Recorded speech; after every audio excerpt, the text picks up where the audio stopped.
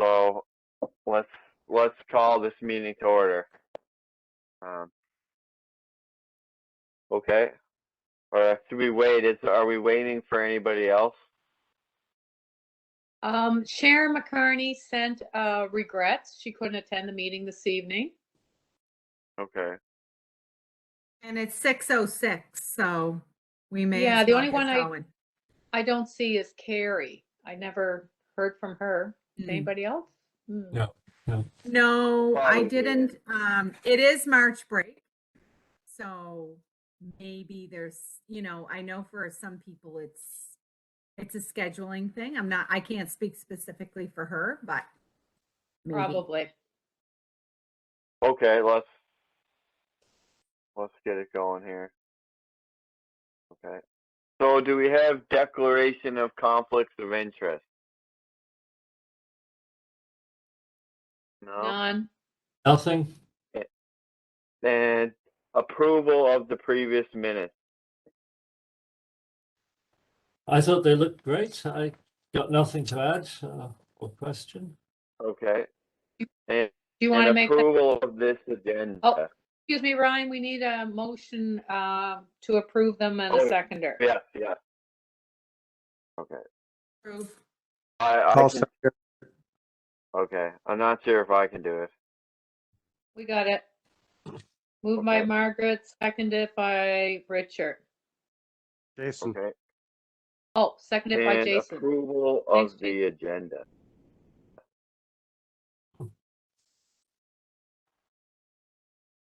I'll move to approve the agenda.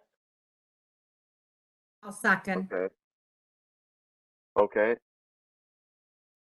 We're moving quickly on this time. Reporting on department liaison. Do we have a report from Public Works? Sharon sent one through saying that she'd contacted Scott Adams, the manager of Public Works, and he wrote back and said no report. However, at the last meeting, I was asked to, or directed by you people, to follow up on several motions that we've made since the summer. So one of the motions has to do with a Public Works item. So if you wish, I can speak to that now. Sure.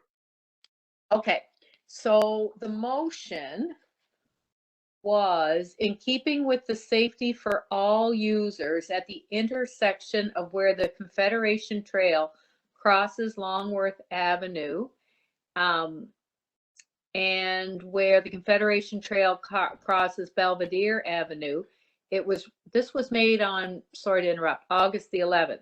It was recommended by the task force on active transportation that the city of Charlottetown install new pedestrian pathways in the middle for all users with green paint and have decals for cycling on either side of this middle pathway, which would represent the bike lanes.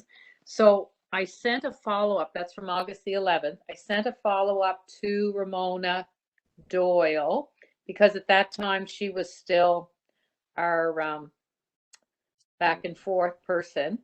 Anyway, she wrote to Scott Adams on our behalf because he's the manager of Public Works, and she felt this was a Public Works. So Scott Adams wrote back Thursday, and he said, since this is an operational matter, I can respond. I'm aware of the new crossing markings could be a nice supplement to the already installed crossing features at these crosswalks. However, Public Works cannot commit to adding these crossings at this time as we have limited resources on who are able to refresh street markings. We will take this suggestion under advisement and look at what resources we have and if we're able to commit to doing such work yearly. Sincerely, Scott Adams. So that's great. Like, that's all we can do is ask. And if he's got the money in his budget, I'd say it'll be considered. The other thing is we will have Scott at our meeting in April next month. So that can be another thing to bring up. because I think there's a meeting, council met last night, but I think there's a budget meeting for them to pass their budget on Thursday this week, if I'm not mistaken. So maybe we can bring that up again. So I'll put that under Public Works, that we did ask. And if there's money in the, I think that's what he means, don't you? Yeah, I think your point is very well taken, that we should bring that up when we meet Scott in April, because they'll be starting to repaint the streets at that point, won't they? So it'll be top of the agenda in his mind anyway, getting ready for the new summer season. So we can just sort of jog his memory. Thank you. So for that motion, oh, and then another motion we had, and I thought we'd save this as well for when Scott Adams comes. This one was dated November 18th, 2021. And it was where, as an act of transportation, we recognize the closure of Richmond Street to vehicles and bicycles during the summer season. However, there have been discussions that have occurred in the past at City Hall where applications for pedestrian-only streets be entertained for Sydney Street and or the historic part of Great George Street. We're concerned as to what these future streets might look like if they were authorized, and we want to ensure that bicycles and other roller, I'm not sure what the rest of it said. I have to go back to my computer. Obviously my printer was giving out, but we want to ensure anyway that bicycles have access to those streets. So there again, I think that's another one that we can ask Scott about when he comes in April. Yeah. So I left We've that. had a lot of I left that. discussions about that. So that was what would quiet streets look like.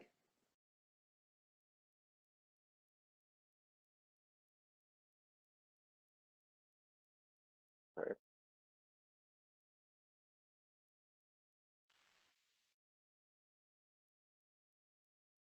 Okay, so that's all I have from Public Works. Okay. Yeah, so I guess we can document those and have them ready for next Wednesday or next April when he comes to our meeting. Moving on, next, Parks and Recreation. Do we have a Parks and Recreation report? Yeah. So I was tasked with following up about the Confederation Landing stuff. So I had an exchange with Nancy about this. And there's some stuff we need to think about. Let me read the response, and I'll forward it to who's taking minutes? Is it you, Joanne, or is it? Yes, I am doing them again. Yeah. I'll forward you the email when we're done. Thank you. It says, so this is Nancy. I do understand both sides of being allowed or not allowed bikes in Confederation Landing. We've had so many bike users driving way too quickly over the years when lines of sight don't exist, as well as the large number of cruise ship tourists who are walkers, many of them who are older. The boardwalk at Victoria Park, she must mean the landing, the boardwalk at Confederation Landing is solely for pedestrians, and we try to maintain a standard for use all through our boardwalk system. We would have a really hard time explaining to bike users where and when they're allowed to bike. Imagine around the Delta or in front of the condo adjacent to the cruise harbor entrance. On the other hand, in the off seasons when things are quiet, I know people enjoy accessing Confederation Landing via bikes. So I didn't follow up with her, but what she suggests is perhaps a designated route could be identified through Confederation Landing for bikes. It does sound like there's a real problem. with people biking through the area, with cruise ship passengers wandering around just sort of slowly and being bumped into by bikes. And that sounds legitimate and fair.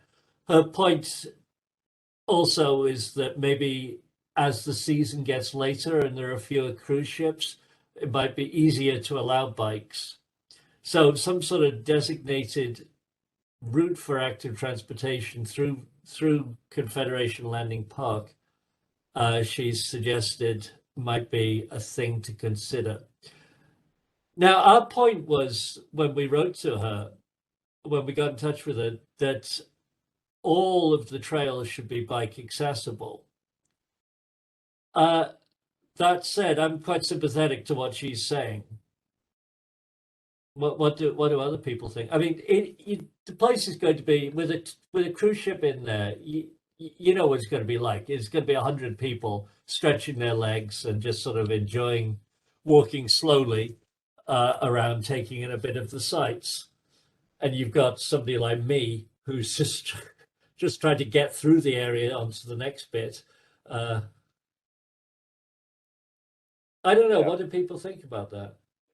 I think it's a great idea to put a designated lane. I do know if you spend any amount of time down there, when there's cruise ship, or you're familiar with people who work for the city of Charlottetown and actually take care of Confederation Landing Park, there's a significant amount of foot traffic through there. Yeah. When it is cruise season. So I actually think it's a great idea to have a designated bike lane or bike route. And even if you say from May till October Yeah. 31st, this is the route that bikers use. I think it would be a really helpful way to guide both foot walkers and bikers. How would we do that? Kind of consider it. You have to kind of consider too, like, common courtesy. Like, sometimes the person may have to get off their bike and walk their bike if there's too many people. And yes, a bike lane, another bike lane would be ideal. Yet that's not going to work all the time. And you'd have to have that definitely have to consider that as well, because not everybody's going to abide by it. But to have it there definitely would cause lots of a hassle. That's a good point, actually, Ryan. That's, I mean, if you do have, say, 150 cruise ship passengers just wandering around, they're not going to pay attention to the fact that this is a bike lane. Not at all. You just, as far as they're concerned, all you've done is just sort of expanded the footpath. Yeah, I can already see it now. People with no vision of what's going on from another country just gladly enjoying it. They're not going to be paying attention to that, and you kind of have to, like, consider that too if you're going by this cruise ship people. Like, and mind you, I don't think there's going to be very many people on their bike like in a rush with an agenda going through the landing park, because it doesn't seem like an area where you would go like, I gotta go to this place, that place. You're kind of there to enjoy the surrounding a little bit. I don't know. That's just my perspective of that area. It's a great pass through if you do not want to go on Water Street. Oh, yeah, of course. You know, so if you come off the Confederation Bridge on the Hillsborough Bridge on your bike, and you hook on there and you get on in behind the Friendly Pharmacy and you're biking right up into where Moto Yoga is, then you would cross that parking lot and cut through that area, as opposed to connecting up and getting on Water Street, because Water Street's it's a narrow little street there. And as a cyclist, I would feel safer if perhaps I had my kids in a stroller and I wanted to just use a route. I probably would go through that area. Hmm. Yeah. Maybe it could be, If we, maybe the pathway could be like connected to the parking lot, or maybe not right in the middle where all the people are gonna go. Like it could be probably strategized in an area where there's not going to be an influx of people that you have to worry about that. But And then you're going to need to sort of explain to bikes, right? And you're going to need to sort of stop people. Hang on, can you just go around the back of the? I don't know. I'm legitimately torn on this. I mean, I absolutely see her point, and it's maybe just easier to say you just got to walk your bike in this little area. what I was thinking about is we've not had that since we have not had cruise ships. And so we have not had the Hillsborough Bridge pathway. That's true too. Yeah. So we're now dealing with a new pathway in there. And now we're also going to deal with a monumental amount of people coming in. It's not 150 people. It could be 2,000 people. And so we have a whole new way of when I come off that bridge and I'm going to go left, where am I going? How is my best route if I want to get to the Confederation Court Mall? So I think there's a few things, and it might be a bit about looking at it in terms of we haven't had these challenges before. Sorry, Margaret, I cut you off. Go ahead. No, go ahead, Richard. I was just going to suggest that maybe I follow up with her and just identify exactly what you were talking about, Margaret, that this new path over the bridge is going to actually increase bike traffic through that area. And so when she's scheduled to come and talk to our committee, Joanne, do you know? No, because we had whoever's the manager of Parks and Recreation. Can't remember his name. He came to us last September. Margaret or Brian, do you remember? Jason? Okay, so just before my first meeting then. Yes. So McMahon tends to be the Confederation Trail and park supervisor, right? So yeah, you're dealing with the right person.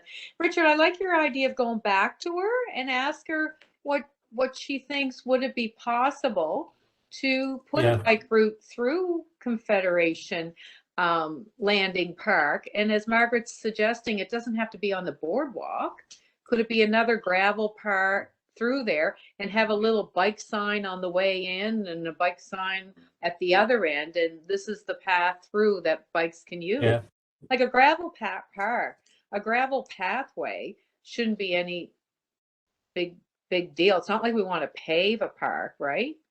Crushed, like, really that hard packed pine gravel. I like all the suggestions you're all making. I think that's good, but yeah, let's work on it a little bit. See what Nancy thinks of that. Okay, so yeah, I'll start a dialogue with her and report back next time round. Okay. I also have one more comment in terms of what type of education or resources do we give the cruise ship folks who come in? Because you get a lot of information when you get off a cruise ship. So do we give them a map which states these are the active transportation trails within our city? Or, that's the piece I'm wondering. There are maps, and there were a lot out. Remember, they stuck them at the bike shop. That's typical. But you're right, Margaret. I don't know if they passed those out. You know what? We can ask Ramona when she comes in May. That's another thing we'll ask her, if the active transportation trail maps are handed to tourists. Mm-hmm. Good point. Okay, so I've got some Because good notes to I do know from someone, that attends Moto Yoga, there could be, it's astounding, the people that come in off the cruise ships. And there is a bike rental place right down by Founders Hall. Somebody, like, he Yeah, and had the there's one bicycle by the built for yacht club. two. Yeah. And, yeah, So where do I go there? You Yeah, know, if I'm exactly. coming in, and what do I do if I use the Hillsborough Bridge path every day? Yeah. Cycling up into past Receiver Coffee, that's one thing. But then when I cross the street and get on that narrow strip of Water Street, Yeah. I can only drive on the street with the cars. There's no way for me to maneuver. So cutting through where Moto Yoga is maybe a safe option for me as an AT user. The master plan Yeah. on Water Street is to seal it off at the bridge coming up. And they're going to be redefining that whole area soon.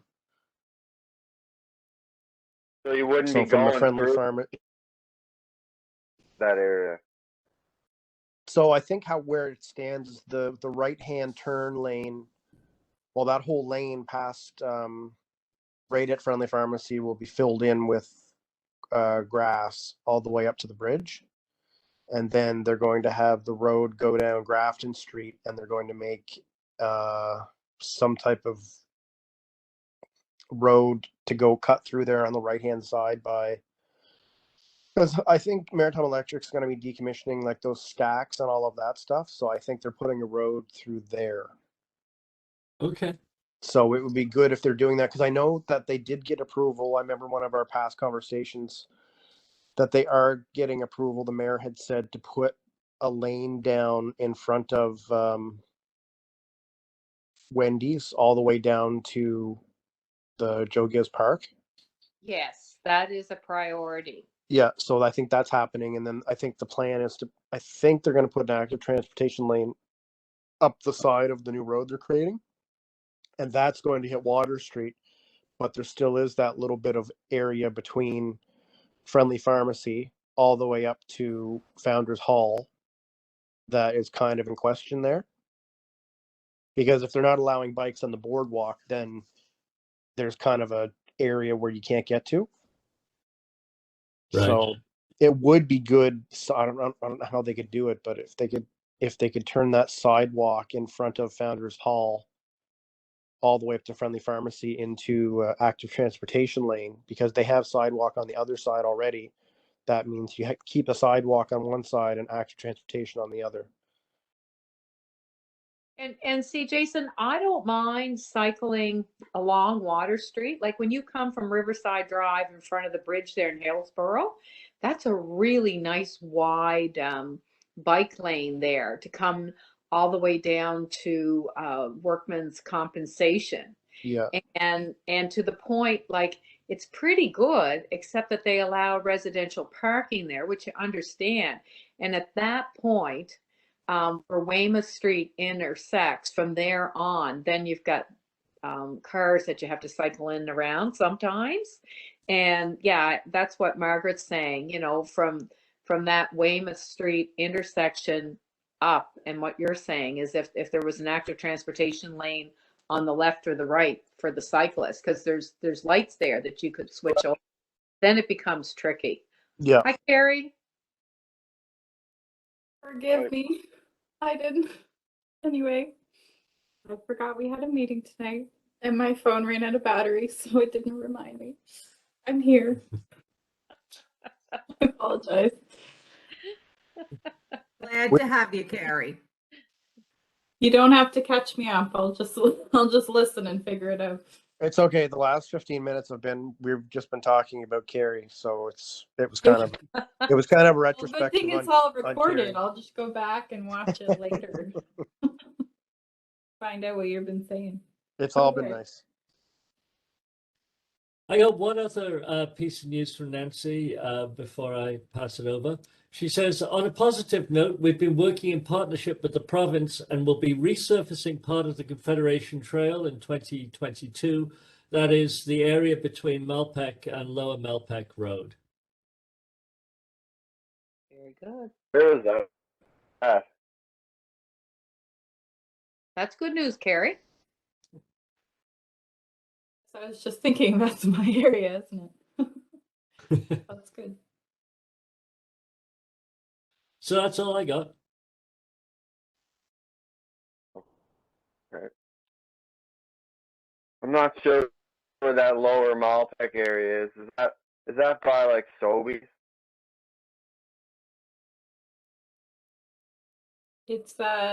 Actually in between Winslow and we're talking about the Confederation Trail, right? Okay, Yeah. in between Winslow and then well, the Lower Malpeque Road, like kind of out past the Irving, Yeah, the Tim Hortons. yeah, I think I know. Yeah. Yep. It's the same place that I was asking before about maybe getting a better crosswalk situation. Oh, is that the one right on what's the road there? It's the number 2 going towards Summerside, right? Yes, yeah, Yeah. it is. It crosses there, and there's Yeah. no. Well, there's a sign that says that there's a trail crossing, but there's no actual crosswalk, and I found it pretty dangerous. Yeah, people speed through there once the light changes. Or Big others time. will stop if they see you, but then others aren't expecting them to stop, so that can be just as dangerous. So I did get in touch. I don't know if I ever followed up on that. I did get in touch with the province on that one because it is provincial, and they were really responsive and are going to take a look. I may have said that already. So maybe there may be some changes coming.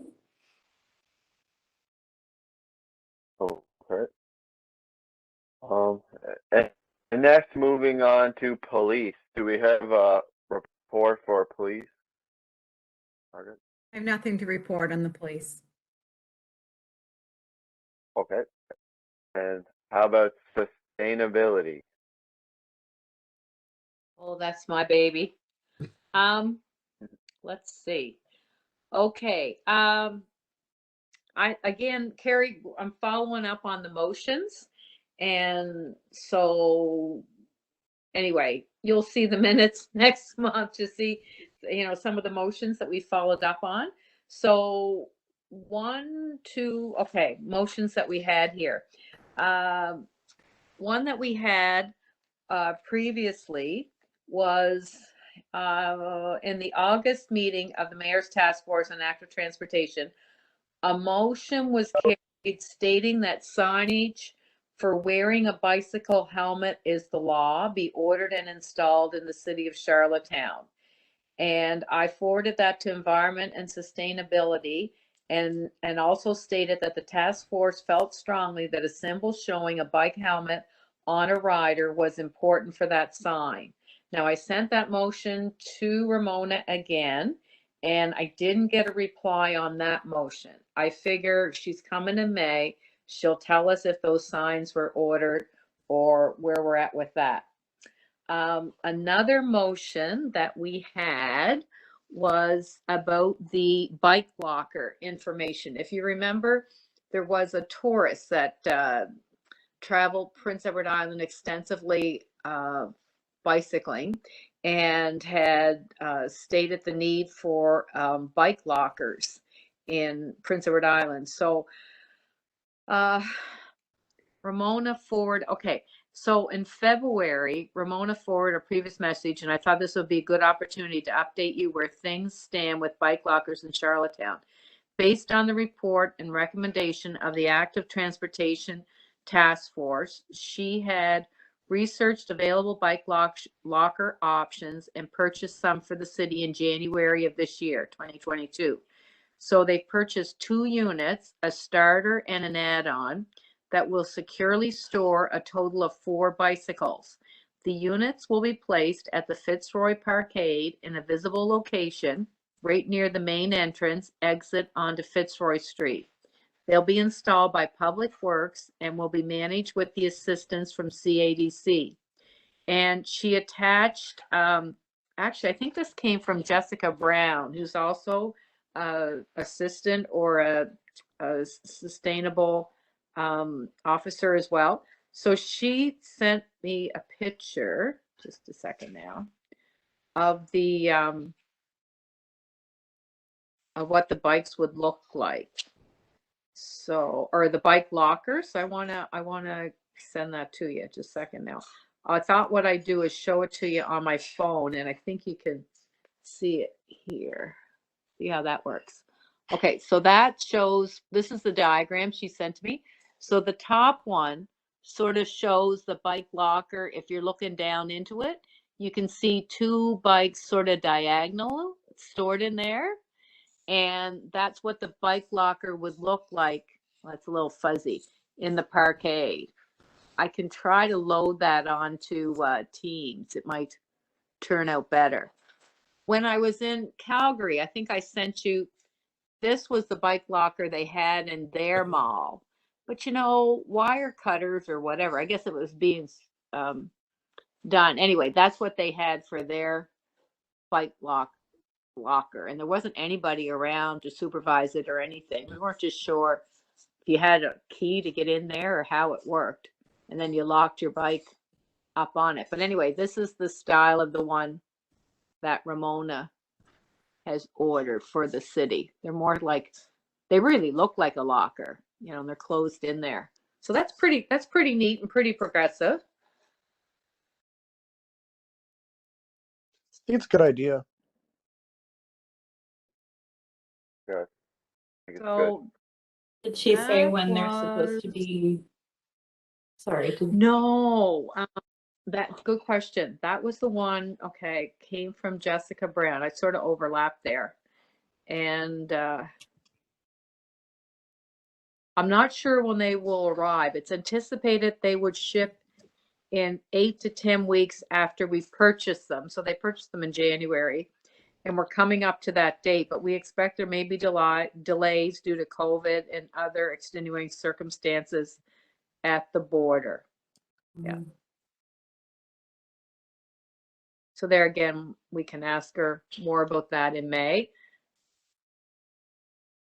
when Jessica Brown and Ramona are scheduled to come talk to us. That's all I have to report. Okay. And moving on, cycling PEI. So I was in contact with them, and they would like to come in and get to know us and do kind of a meet and greet and just answer any questions you might have. They were hoping to do it this round, but it didn't work out. So they said basically anytime we want them to pop in, just give them a time and they'll have a representative available for us. And I don't think it has to be a long meet up for the first time. You know, we probably might want to just say hello with the new director or whoever they send, and then we could have them talk for 10 or 15 minutes, one time, and then maybe the next time it wouldn't be bad to have them, like a few times to kind of speak, especially with the spring coming up and summer and some of the things that are happening. So if we want to fit them in the next session, we could do that.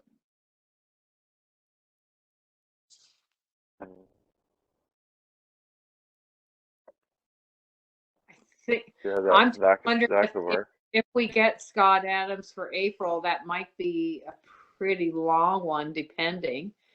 But maybe not. Do they want to come when Scott Adams does, or would it fit better to have them in May when we have sustainability and we're talking about Bike Week and that kind of stuff? Yeah, Like, they might be whenever. more interested to come in May. Yeah, May might be more efficient. Sure. I'll ask them about May. They seem pretty eager to meet up, so we can do that. I think it's May 19th off the top of my head, Jason, but you can check that. It's a third Tuesday. Okay. I'll check it here. Like I said, I got it all. April 19th, I see that, and Oh, May is the 17th. 17th. Thanks, Ryan. Yep. I'll send that out to them and get them booked in. Oh, good. The other thing I noticed is they were interviewed on CBC Radio one day this week, and they're pretty enthusiastic, Cycling PEI, that there's $100 rebate for bicycles being offered by the province and a $500 rebate for the purchase of a new electric bike being offered by the province. What do you think of that? I think it's great. What would a bicycle cost? Like, say, for a family, you know, if they have one child or two child, what would a bike cost nowadays? Well, I think you have to kind of look at, there's like the regular family who's going to go to Canadian Tire, and then you've got, you know, everybody else who's going to go to a specialty bike shop. So Yeah. if we put in bike here, I'm just going to look at Canadian Tire, see what we're looking at. So a super cycle bike is like the cheapest one they have is 129, but they're like 150 and $150 to $300 range typically at Canadian Tire. Okay, that's what I was getting at. I wondered, that's still a pretty good help, almost, you know, if a bike starts at 150 and goes up depending on sale prices and stuff, that's pretty good help for a family to get a bike for their children. They do have some at Canadian Tire that are like $449, $599, but not, that's like your top end bike for them. So, oh, sorry, $629 is the highest they have. So, but even at that, that's still a good chunk. And I know there's people that are pretty keen to buy electric bikes, and they're talking about like adding, like, how much that would be helpful for commuting. And it wasn't in this interview, but somebody else was talking about the new pathway across the bridge that they were planning to look at an electric bike and just come across. Maybe it was one of the announcers to Charlottetown. And we, like, my husband has an electric bike and it's absolutely fantastic.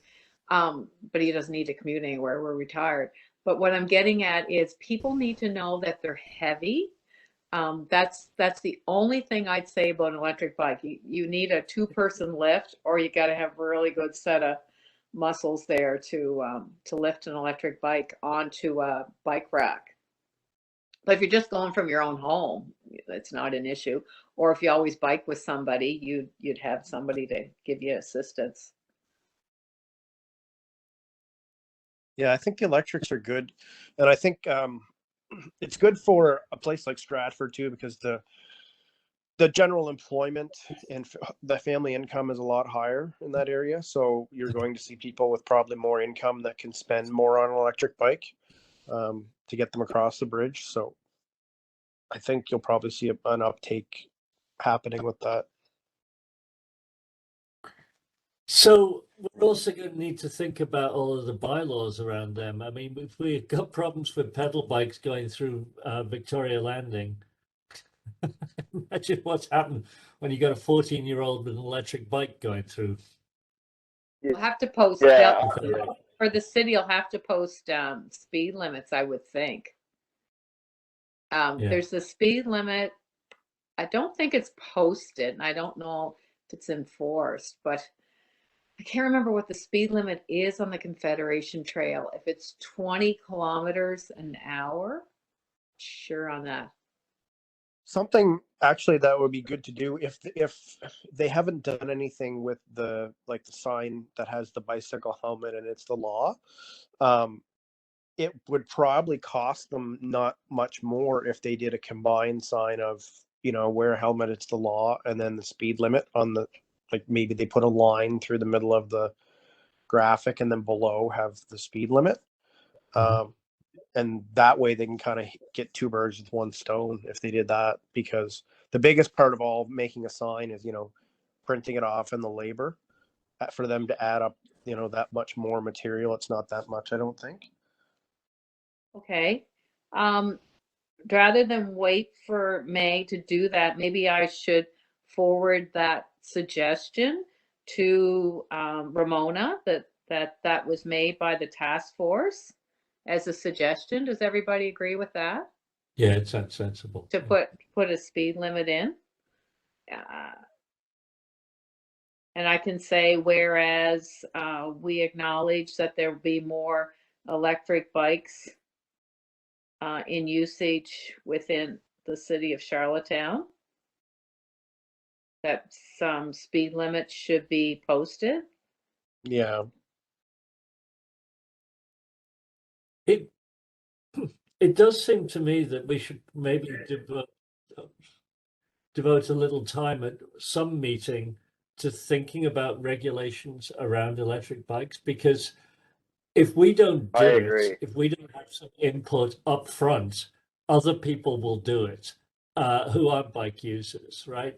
It'll be left to the city, and the mayor will have input from various people. Whereas if we get in front of it and say, okay, Mr. Mayor, this is what we're thinking about for electric bikes, now you go and draft some bylaws around it, then we'll be on the ground floor with it. The province did do something, didn't they? Yeah, Yes, they have, we participated.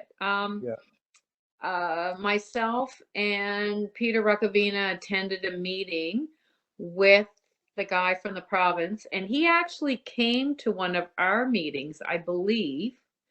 And so there are regulations about electric bikes, Richard, and for the province, because as a national, like typically PEI would copy all their legislation or a lot of their rules from Ontario.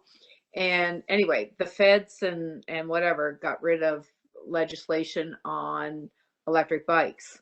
But the province did the research and we participated. And so they have new guidelines out there. One of us would need to just Google what the province did and bring the information back. I don't, I mean, it must be in the minutes somewhere. I can take a search through and see what I have, and I'll send it to you, Richard, what we've done on it and what we have on it. I don't know that the city itself has drafted any bylaws. Ramona was Ramona Doyle was part of the discussions for it. So I think we were looking at what the province, and the whole basic is what's considered an e-bike, and an e-bike has to be pedal assist. If there's no pedal assist and the size of the motor has to be so much or less, and it has to be battery or so much or less, you know, there are regulations out there. Yeah, I'm just thinking that whatever's the province has done, the city will do something as well, because the city's got some different problems to the province, which it'll need to address. And rather than wait for somebody to ride an electric bike far too fast into a kid, when it'll be a crisis and the mayor will be on TV and stuff, make some positive recommendations at this stage. Mm-hmm.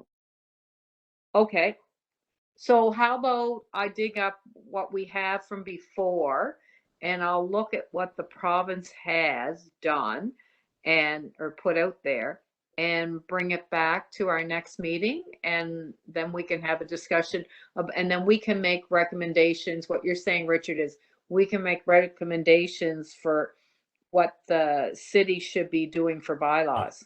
I think that probably would be a shrewd move on our part.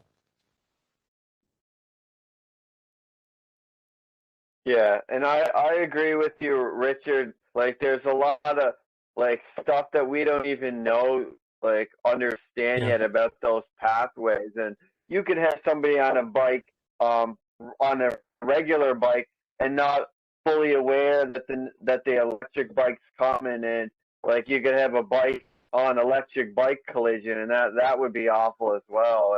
And it's all about kind of figuring out the possibilities, what could go wrong, how to manage it before it happens, and like future discussion is exactly what needs to be done. Yeah, I think so. I know from my experience, I don't know if I'm gonna purchase it this year or not, but like with my wheelchair, I can get a kind of like an electric. It's like a handle attached to my wheelchair that's like a motorized thing that I can drive just like that. So I could use my wheelchair like that as well with an electric kind of thing in front of it, and maybe I should try that just to be one of the people with it. But it's times just changing, so we kind of have to adapt with it. Yeah, I think so. Yep. Ryan, Okay, you were very articulate there. Before you go anywhere, you said we should anticipate the possibility of what could go wrong, and then you said something.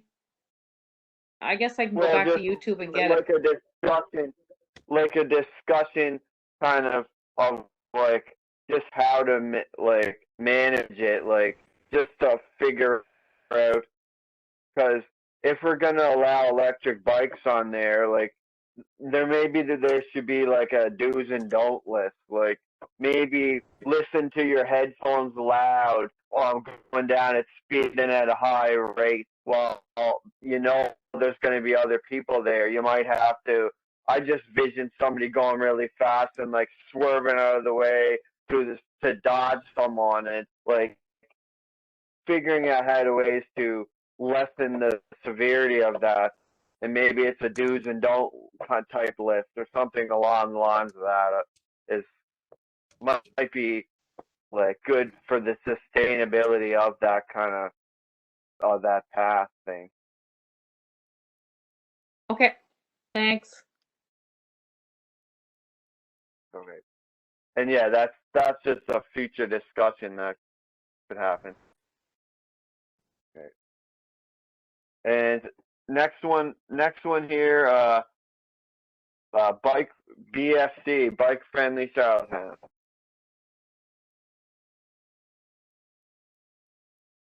I don't think I really have any big news to share this month. Unless there's any questions or things I can take back to the crew there.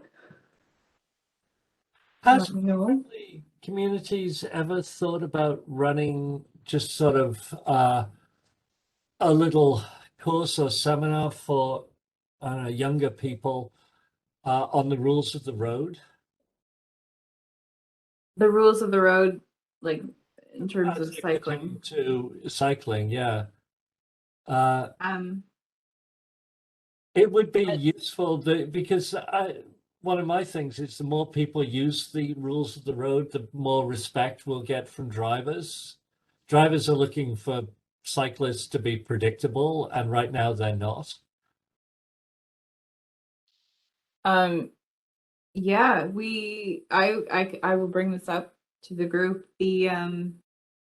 We haven't done one specifically on that topic, but we've started doing a few workshops with IRSA, the new name for the Newcomers Association. Oh, yes, okay. We've started doing some workshops with their groups of people in terms of introducing them to cycling in Charlottetown and stuff. And so I think that's part of what they cover. I'm not directly involved in those, but like a more general. The interesting thing is when you said that, I wasn't sure if you meant for cyclists or for drivers, because that's, I think, another part of it is that many drivers don't know what the rules are for cyclists. And I speak as a driver, myself. Oh yeah, I mean, when I go to turn right and I put my hand out, people think that I'm waving at them. Yeah, like people don't know in general, and so actually that's kind of a part of the project. The big project what we've got going on is an outreach and advocacy campaign, and we're going to be creating videos and stuff that's like public education side of things. And so I think that's definitely something that I'll check with them, but something they should cover in terms of their like output for the general public. Yeah. It's like, yeah, those kinds of safety It should be in the driver's test, and there should be something for cyclists to follow as well. It's a good idea. Thank you. And we do hope to actually, well, we've nothing's for sure, but we've applied for some other funding for possibly hiring summer students. And if we do get that funding, we'd like to be able to offer more sorts of public workshops and things in the summertime. So that would definitely go on the list. Not for sure yet, but Yeah, nice. Yeah. thank you. Okay. Just as a And, tangent, Joanne, you said e-bikes could be heavy. I see that they cannot weigh more than 120 kilos. 120 kilos. Well, there's different types of of what people class as e-bikes, right? Like that's the issue. It's the definition. Yeah. I've been looking at some of those big cargo bikes, just looking, but I don't know if I'm going to make the leap. But actually, something. Yeah, we're also looking at that for BFC. I guess I shouldn't say too much yet because we're still finalizing some details, but we might be able to be offering a new program soon that uses one of those fancy things. But I'll maybe have to tell you more about that later. I should just keep my mouth shut sometimes. You're enthusiastic. That's a good way to be, Carrie. Thanks. Okay. And think moving that's on, it next for we now. have questions for the. Okay. Next we have questions for the May meeting with Ramona Doyle, manager of the Charlottetown Environment and Sustainability Department. I think we're just thinking of questions to ask her. So,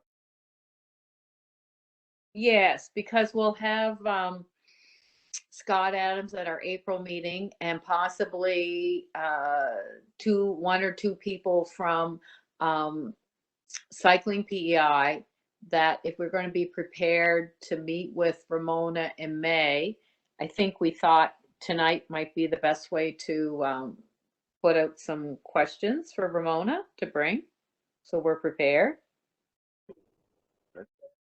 So one I had was to ask her where we're at with the bike helmet signs, with the picture on it, and we've suggested that we add in the a speed limit.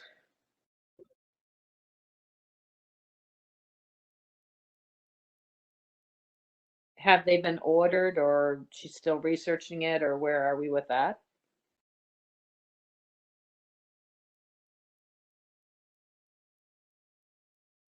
okay. I think what I would really like to get is kind of an update on where everything is with the different like funding applications they put in for different infrastructure projects, and just it's been a while since we've had an update on where everything is currently. Because I mean, I know a lot of that is public works side of things, but I feel like Ramona's really involved with the funding side and the applications and all of that. Maybe Yeah, some of those questions would get answered next month with Scott. I'm not sure. Yeah, they might. And Carrie, I said I knew council was meeting last night, and I'm pretty sure I read in the Guardian that the council budget is being presented on Thursday night this week. Should be. Yeah. And if anybody wants to attend, you can, just like we did WebEx, you can dial into that meeting as well. I think you contact the city if you want to do that.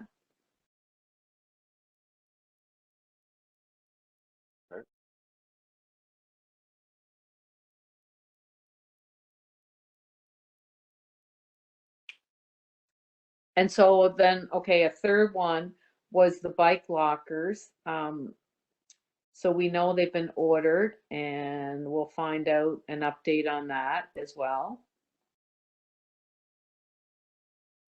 And a big fourth one will be Bike Week. The city likes to stick to having Bike Week sometime in June. They usually have the dates set out, and they're pretty definite on when they want to have their Bike Week. So we'll probably get a Bike Week update that night as an update as well. That's 4 things.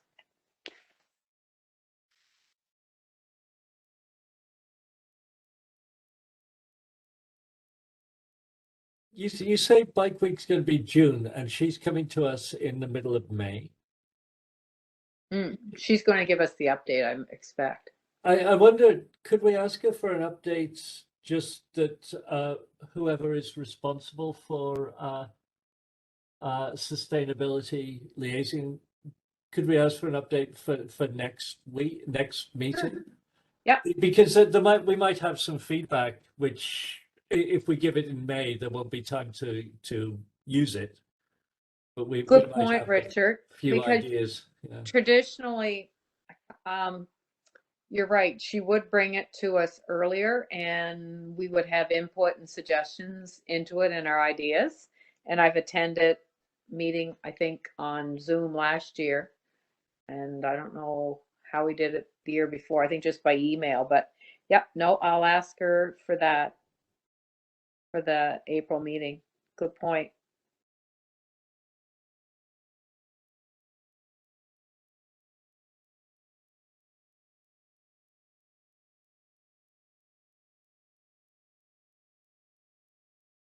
And regarding the upcoming April meeting, do we have all the questions ready for Scott Adams?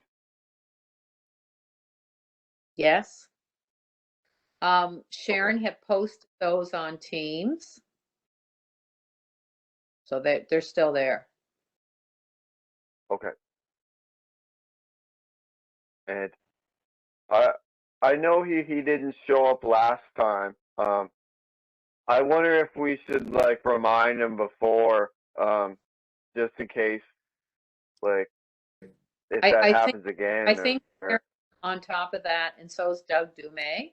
And Doug felt really Okay. bad about, I'm not just sure if he didn't contact Scott that morning. I don't know. Anyway, he didn't send out a reminder to Scott that morning. But I mean, Scott knew we had the meeting, but a lot was going on. That was the weekend after a big storm. A whole lot of things were going on. I understand. Scott apologized, and Doug Dumay apologized. Okay. Yeah, just making sure that we get it right this time.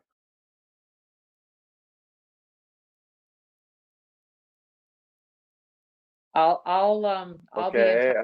touch, Doug, so we'll make sure. Okay. Perfect. And does anyone I feel have like any as new well- business they'd like to add? I was just going to mention, I feel like in terms of Ramona, questions for Ramona, I feel like we may just kind of naturally come to some more informal with her. Do you know what I mean? Like, yeah, we can send her a few in advance, but I feel like this will be she used to come to our meetings all the time, so it may feel a little more, less formal. So I can't think of anything else as a No. formal question right now, but Well, I think, I'll come with it. yeah, but she directed us, as you said, Carrie, for 2 years. So yeah, we Yeah. should have lots of information for us.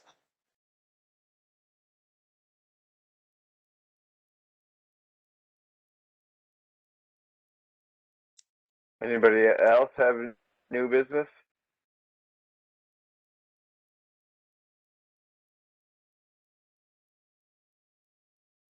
Okay. I don't really have any word on any information on the Towers Road sidewalk thing? Nothing. Nope. I would think I don't know if that comes out when the budget comes, or Public Works just gets a budget and then direction on what happens on that. I don't know. Maybe Scott Adams can tell us something when he comes next month. Or maybe if Mitch Tweel is on our committee and the mayor sits on it ex officio. So guess we'll have to wait till they come to one of our meetings. Unless somebody wants to volunteer to follow up on that. What do you think? Well, I could drop the mayor a line and find out. Oh, that's a good idea. Thanks, Richard. I mean, you can always say we haven't decided. What's his email address? Are they? Oh, it'll be on the city's website, isn't it? Yes, Yeah. yeah. Yeah, Got it. oh, it's on the website. Okay. Well, if there's no more new business, then I guess we can adjourn the meeting. I guess the meeting is adjourned. Thanks, Thank you. Ryan. Thank you.